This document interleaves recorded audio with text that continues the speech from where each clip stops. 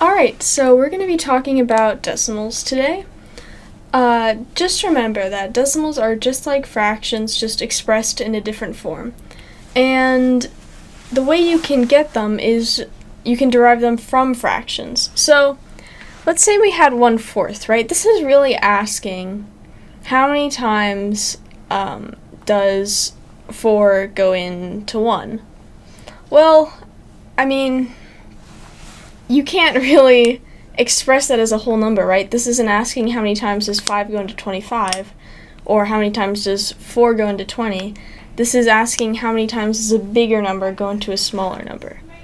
So we can get decimals by doing long division. So like if we had 1 and 4, we could put the 1 on the inside of the division sign. I totally forgot all the terminology. And then a 4 on the outside. So obviously we can't put a 4 into this one, but what we can do is place a decimal point here, which means that everything to the right of this decimal point is going to be a decimal, is going to be a fraction. So, and we can just start putting zeros here, because these zeros don't really do anything. They don't change the value of this 1, but they do make it easier for us to divide this 4 into the 1. So first, just like with any long division, we can start with, okay, 4 doesn't go into 1, but how many times does 4 go into 10? 4 goes into 10 2 times, right? So 2 times 4 is 8. Put it down here. Subtract, you get 2. 4 doesn't go into 2, so you have to bring down the next one. And 4 goes into 25 times. Okay, and then when you're done with all that you have to do is bring up this decimal point straight up, and you have your answer here. So 1 divided by 4 is 0.25. And as you can see, we got 0.25, but what do these numbers actually mean? So this number here, the first one after the decimal point, is called the tenths place. And it means that whatever number is here, you can divide it by 10, and that's just the fraction associated with it. So 2 divided by 10 is 1/5. And then this one here is called the hundredths place. And it means that whatever two numbers are here, you can divide by 100. So 25 over 100, we're just making it into a fraction.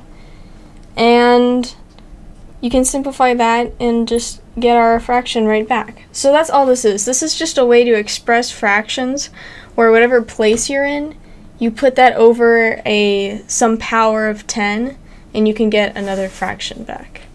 Alright, so we're going to be doing some multiplication of decimals. We're going to start out with 1/10 times 4/10. But before we do that, I'm just going to show you it in fraction form so you have a better idea of what's going on over here. So here's 0.1, which is 1/10. So we just, keep our numerator as our digit and then put it over 10 because it's in the tenths place, times 4/10. Alright, so as you can see here, just like with any multiplying of fractions, we're just going to multiply the numerators. So it's going to be 1 times 4 is 4. And the denominators is going to be 10 times 10, which is 100. So our final answer is 4/100ths. Okay, so as you can see here, this decimal and the digit being in the tenths place translated to the 10 being in the denominator over here, as well as what happened, it happened with both decimals. It translated to it being in the tenths place. And because we know that these are really just fractions multiplying, so it's going to be 10 times 10, which is going to get us to 100, then this 4 is going to have to be in the 100ths place, meaning we're going to have a 0 here as a placeholder, and then this 4 is going to be in the hundredths. So this decimal place is really kind of moved over or shifted over 2 spots from it just being a regular 4, right? Because we have this decimal place shifted over 1 and then this decimal place shifted over 1 from being in kind of like the regular whole number spot. So just kind of think of the fractions when you're multiplying them out. The spots that these digits are in are going to tell you where the decimal place is going to be for your product. So if you don't want to just multiply out the fractions, get it in this form, and then translate it to decimal points, just think about how many times this decimal place has been moved over, I guess, from where it would be a whole number. So this 0.1 could have been a 1, like, 0.0. But this has kind of been shifted over, I guess, here. So 0.1. And because it's in the 10th place, again, you're going to multiply this 10 times 10 to get you 100, which is why this has 2 places, because it's in the 100th place. Okay. So now we're just going to do some other examples. We have 0.01 times 0.1. We're going to multiply this out regularly. So this is just going to be a 1 here. That's going to be a 0. And again, this is in the 100th place. This is over 2 times, meaning if we were going to write it out, it would be 1 over 100. And then this is 1/10, so 1 over 10. If we multiplied this out, these fractions would get us to 1 over 1,000, meaning the decimal place has to be over 3, because this would have an 1,000 on the bottom, so this digit would have to be in the 1,000th place. And again, you can also just count it. So this is over 1, 2. This decimal place has been, shifted over 1. And so when you add that all up, you're going to put it over 3 places. Okay, same concept with this one. This is going to be 3, carry the 6, put it down there. This one is really 7/100ths, just times 9. And so if this is just times 9, this is just going to be 63/100ths, meaning the decimal place is going to be right there, because this is literally, when you say it out loud, it's 63/100ths. And when you say this out loud, it's 63/100ths. I don't know, that always made sense to me, or worked for me.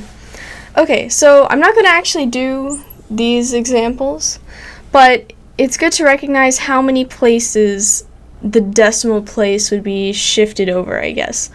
So try to figure out how many places these would be, and then I'll tell you. Okay, so this would be shifted over 4 places, right? Because this one is shifted over 2. 1, 2. And this one is shifted over 2 as well. 1, 2. And so you just add those together. So it's going to be shifted over 4 places. This one is going to be shifted over 1, 2, 3, 4, 5, 6, and then one more 7. So this decimal place is going to have 7 digits. 1, 2, 3, 4, 5, 6, 7. And yeah, I'm not going to do all that right now, but that's how you know how many places in the decimals your answer will have. Alright, so we're going to be dividing decimals now, and just like with multiplication, I'm going to show you the fraction equivalent, and then I think that'll help you to better understand what's going on about the moving around the decimal place a bit.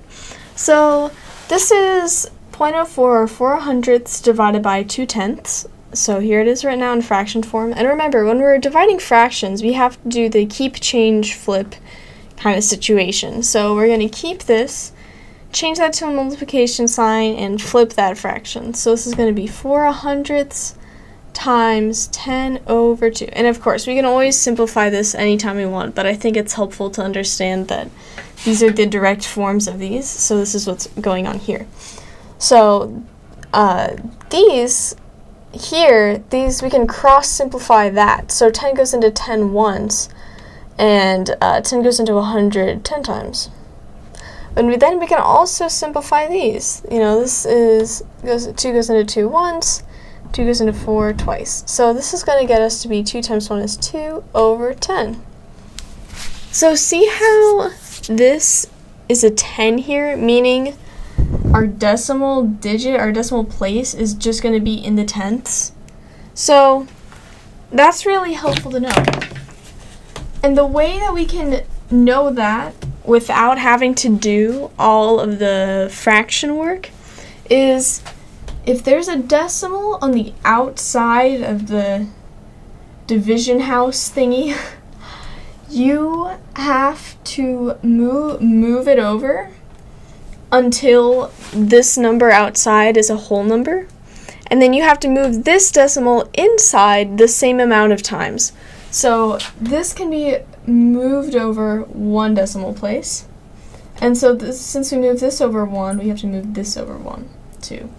So now what we're looking at is 2 divided by 0.4. Okay. And we can just do regular division with this, and yeah, that's what we're going to do. So 2 doesn't go into 0, it goes in 0 times, and then 2 goes into 4 2 times.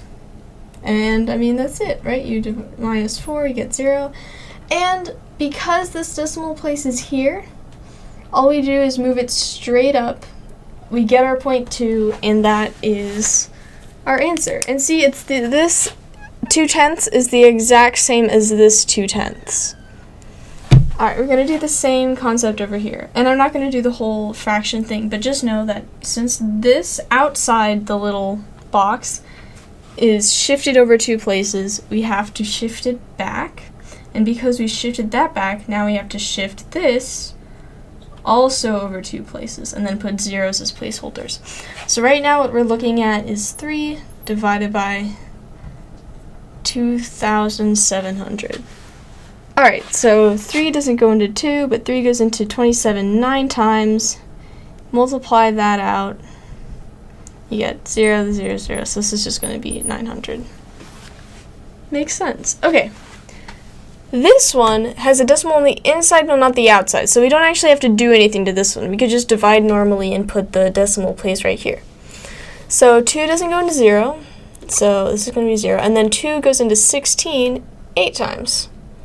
So we're going to get 0.008 for that answer.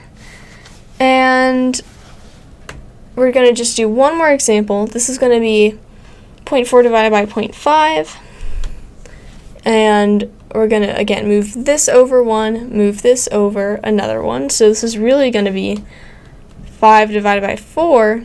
And, well, 5 doesn't go into 4, so we have to put a decimal place here, put another 0 there, and 5 goes into 40 8 times. And then just move up your decimal place. And that is how you can divide decimals.